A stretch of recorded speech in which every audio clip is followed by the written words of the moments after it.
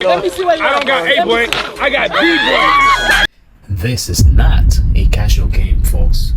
In the Caribbean, Dominoes is a high-stakes sport of pure mathematical deduction, psychological warfare, and brutal penalties. Hello, Dominators! Today we're answering the question, what is the game of dominoes? What is its history? And what are its precise rules? In future videos, I will teach you the optimal strategies behind it, allowing you to win consistently and dominate the board. Alright, let's jump right into it. Dominoes is a skill-based strategy game that, like every other draw-based game, contains an element of variance and luck. The primary objective of most variations is to completely empty your hand of tiles before your opponents do by matching the numbers on the open ends of the layout. The earliest recorded domino-style layouts appeared in Song Dynasty China in the 1100s. These original tiles represented all possible throws of two six-sided dice, meaning they contained no blank faces, and were primarily used for gambling games. Around 600 years later, the game was brought to Europe by Italian traders, specifically via Venice and Naples.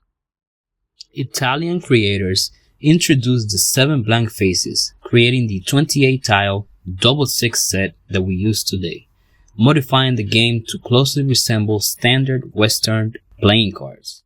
The name domino itself originates from a French carnival costume featuring a black cloak paired with a white mask. In the 1800s, Spanish colonists officially introduced the game to the Caribbean. While traditional card games required paper that easily degraded in the intense tropical humidity, domino tiles made of bone, wood, or stone were incredibly durable. The game quickly spread among the working class. By the 1900s, dominoes evolved into a deeply social, neighborhood-defining event in the Dominican Republic. It migrated from indoor living rooms to outdoor sidewalks, right outside of colmados, our local corner stores. Accompanied by loud slams of the tiles on specialized wooden tables, intense trash talk, and cold drinks, it transformed from a simple parlor game into a hyper-analytical sport of deduction. Our primary focus on this channel is the Dominican variant, which is defined strictly as a 4-player partnership format played with a standard double six set of 28 tiles. While other Caribbean regions, such as Cuba, frequently play with a double 9 set of 55 tiles, the Dominican Republic is strictly a double 6 game. To maximize tactical strategy, our gameplay follows the precise competitive rules standard in high-level Dominican circles. The game is played exclusively with 4 players in fixed partnerships, where partners sit directly opposite each other. All 28 tiles are then shuffled face down. Each player draws exactly 7 tiles, meaning 100% of the tiles are actively in play from the start, leaving 0 remaining tiles in the bonus pile. In the very first hand of the match, the player holding the double 6 tile must play it first. This is called La Salida. In all subsequent hands, the winner of the previous hand opens the play and may lead with any tile they choose. When it comes to the play itself, play moves counterclockwise, in other words, to the right of the adjacent player that opened. If a player cannot match a number, they must pass their turn, a mechanic known as dar un paso. Teammates are strictly forbidden from speaking, signaling, or hinting at the contents of their hand. The ultimate winning condition of a competitive Dominican match is to be the first partnership to reach a target score of 200 points. Points are calculated at the conclusion of each hand based on 2 primary scenarios. First, a normal win occurs when a player successfully dominoes by emptying their hand. Under this specific competitive format, the winning team calculates the total sum of all unplayed pips remaining in everyone's hand at the table, and the total score is awarded to the winning partnership. Second, a blocked game, known as a tranque, occurs when the board layout becomes completely locked and no player can legally make a move. In a tranque, a specialized count takes place. We compare only the individual pip count of the player who blocked the game against the player sitting directly to the right. Whichever of those two individuals holds the lowest individual pip count wins the total round for the team, and the winning partnership is awarded the total sum of all unplayed pips from all 4 players at the table.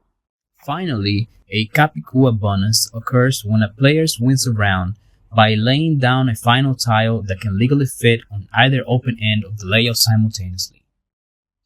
In Dominican play, a successful Capicua rewards the team with an automatic match victory or a massive point bonus, depending on the local circuit.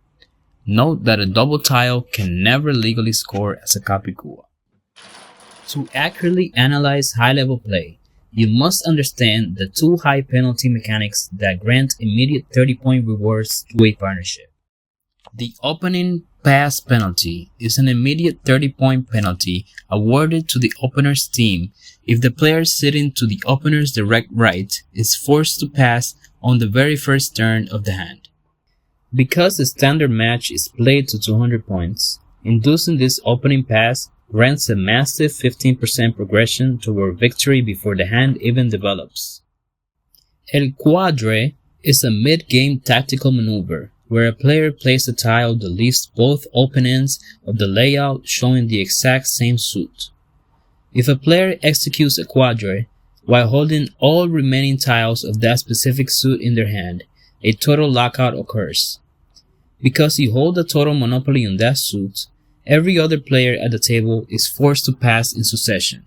You legally walk your remaining tiles to the board on challenge, terminate the hand, and your partnership is awarded a flat 30-point penalty for the forced universal pass. Dominican Dominoes is far more than a game of casual placement or simple probability. It is an intense battle of deduction, psychological pressure, and flawless partnership execution. From the opening tile, where a single pass can cost you 30 points, to the mid-game calculations required to execute a perfect quadra, victory belongs to those who can accurately read the invisible hands at the table. To consistently dominate your opponents, you must move past simply playing the cards you are dealt and begin controlling the entire flow of the board. In the next video, we will delve deeper into the strategic side of the game, exploring tile tracking and tactical openings. If you are ready to elevate your game from the neighborhood table to a master level, make sure you subscribe for more updates, study the board, calculate the risk, and control the game.